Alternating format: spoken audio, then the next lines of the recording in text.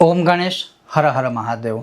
इस बार की यह जो एकादशी है, जो अजा एकादशी है, वह किस दिन है, उसका महत्व क्या है या उसकी कथा क्या है, आज हम उस विषय पर बात करेंगे। अगर आपको यह विषय वीडियो पसंद आता है तो लाइक करें, शेयर करें, चैनल पर नए हो तो सब्सक्राइब कीजिएगा। तो चलिए शुरू करते हैं। तो इस अजा एकादशी के महात्म्य के विषय में जब युधिष्ठिर ने भगवान श्री हरि कृष्ण को इस एकादशी के विषय में प्रश्न पूछा, तब भगवान ने कहा कि हे युधिष्ठिर, श्रवण करो। यह जो अजा नामक एकादशी है वह सभी पापों का विनाश करने वाली है और इस अजा एकादशी के दिन भगवान ऋषिकेश का जो है वह पूजन करना चाहिए, भगवान ऋषिकेश का जो है वह स्मरण करना चाहिए। और जैसे अगर मैं कहूँ तो इस दिन ओम ऋषिकेशाय नमः का यथाशक्ति मानसिक स्मरण या मंत्र जाप चलते फिरते उठते बैठते भी आप कर सकते हो। भगवान ऋषिकेश का जो है वह उस दिन पूजन करने का महत्व भगवान ने कहा है। आगे जाकर भगवान फिर कहते हैं कि इस विषय में जो पूर्व काल में हरिश्चंद्र नामक जो राजा थे, वह विख्यात चक्रवर्ती राजा थे, समस्त भूमंडल के स्वामी थे, सत्य प्रतिज्ञ थे।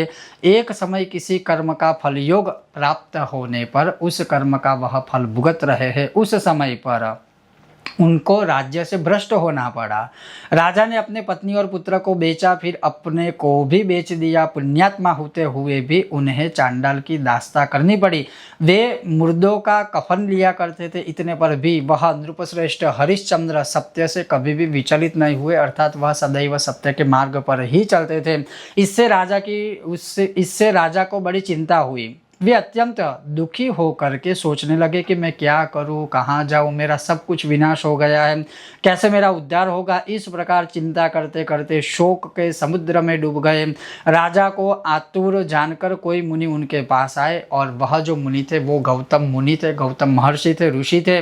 श्रेष्ठ ब्राह्मण को आया देख नृपश्रेष्ठ ने उनके चरणों में प्रणाम किया, उनको नमस्कार किया। उनके सामने खड़े होकर उनका जो पूर्व वृत्तांत था, जब वह राजा थे उनके पास सब कुछ था और उनको किसी कर्म के फल योग अपना सर्वस्व बेचना पड़ा, अपने परिवार को और अपने स्वयं को भी।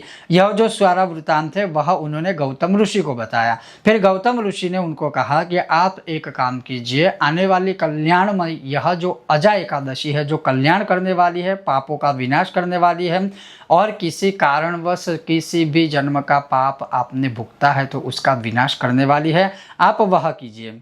ऐसा कह करके वहाँ से भगवान अर्थात गौतम मुनि चले गए, गौतम ऋषि चले गए। फिर मुनि की बात सुनकर राजा हरिश्चंद्र ने उस उत्तम व्रत का अनुष्ठान किया। उस व्रत के प्रभाव से राजा सारे दुखों से पार हो गए। उन्हें पत्नी का सन्निधान, पुत्र का जीवन वापस मिल गया। आकाश में दुंदुभिया भी बज उठी।